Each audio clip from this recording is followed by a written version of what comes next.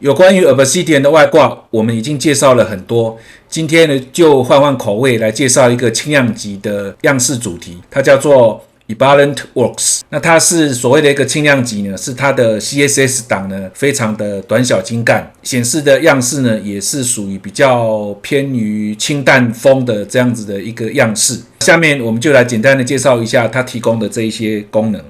Ebalent Works 呢，同時支援了明亮色系跟暗黑色系。那我們在設定裡面呢，都可以隨時做這樣子不同樣式的切換。最容易被我們使用的呢，是因為它跟 Style Settings 這個外掛呢已經整合起來了，因此我們可以在 Style Settings 裡面來對它做一些內部的設定。首先我們先來講解一下它的這個樣式的特色。首先第一個就是它的淹没區呢，在我們做閱讀的模式下面的時候，它是整個隱藏起來的哈。比如說我們現在看到這個右上角這一個四角形这個符號，就是它隱藏起來的淹沒區的一個內容啊，只有當我們滑鼠游標移進來的時候呢，它才會顯示出來。那這樣子對我們在閱讀某一篇文章的時候呢，就比較不會造成干擾。第二個特色就是它跟我們的很多常用的外掛已經做好了顏色的整合比如說我們很常用的這個 Admonition 或是 Calendar 比如說我們右邊的這個 Calendar， 或者是 Day Planner，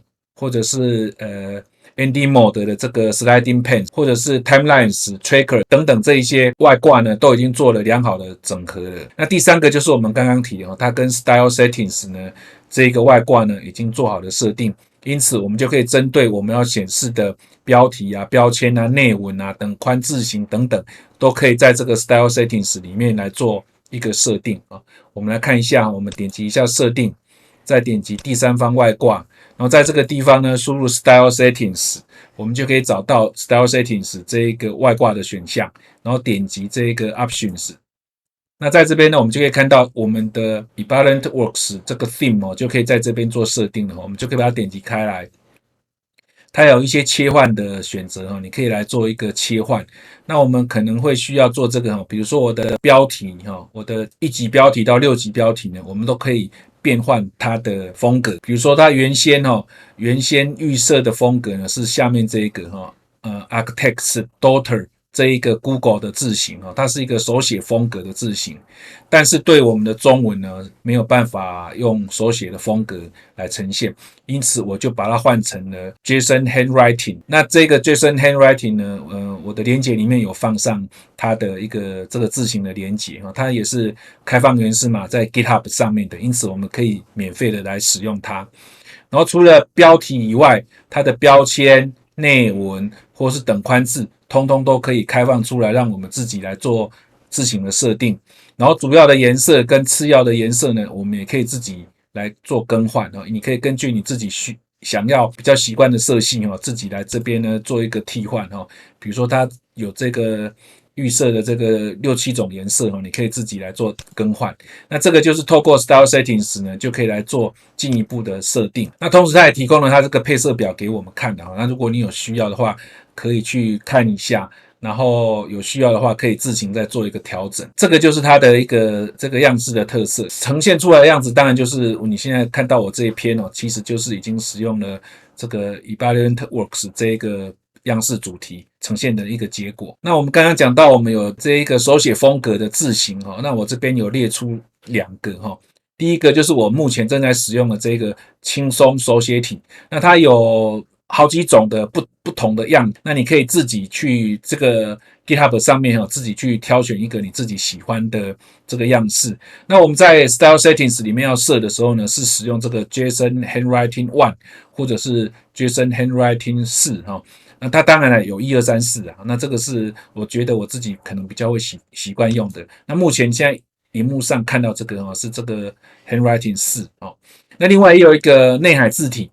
那它這個是從日本的字體再改過來的那基本上這2種字體都能夠讓我們的繁體中文的字型呢都能夠用手寫的風格來使用。因為個人操作這個顯示樣式的習慣所以我有針對它的裡面的一些設定有做了一些調整。那這個調整呢我也有把它放在我的 GitHub 上面，那你想要看看我這個樣式到底調了哪一些東西你可以自己到這一個 GitHub 上面把這一個 CSS 的片段下載下來，然後放在你的 Snippets 這個資料夾裡面要啟用以後就可以生效。做了一個比較大的修改，是因為我覺得它這個字體的大小是 H2、H3 等等看的不是非常的明顯。所以我就修改了一下根據那個 Blue Topaz 呢做了一些小修改，把它的这個實際的這個標題等級顯示在這個標題的字串的後面。當我的滑鼠游標移過來的時候呢，它就會呈現出來那這樣子比較方便我們在閱讀跟這個 Live Preview 的時候，能夠很明顯的看到它這個到底是哪一個等級不必我一定要點擊下來才知道說這個是2級標題，然後另外一個是3級標題這樣子那所以但是在這個原始碼模式裡面呢，因為就沒有需要顯示這一個 H2 這一些顯示出來了所以因為它左邊就已經有井號了嘛所以我們就可以很明顯就知道這個就是2級標題了。因此在原始碼模式的時候就沒有去呈現這個右邊這個 H2 了。那這個就是我目前針對這個樣式呢，自己又去調整了一些小設定所以你從 GitHub 上面就可以去做下載。好，那這個就是我們今天介紹的這個 EvaluateWorks 這一個輕量級的主題。那希望這個樣式主題可以比較簡單，看起來比較清爽的可以試看看這個樣式。那今天就介紹到這邊，謝謝各位。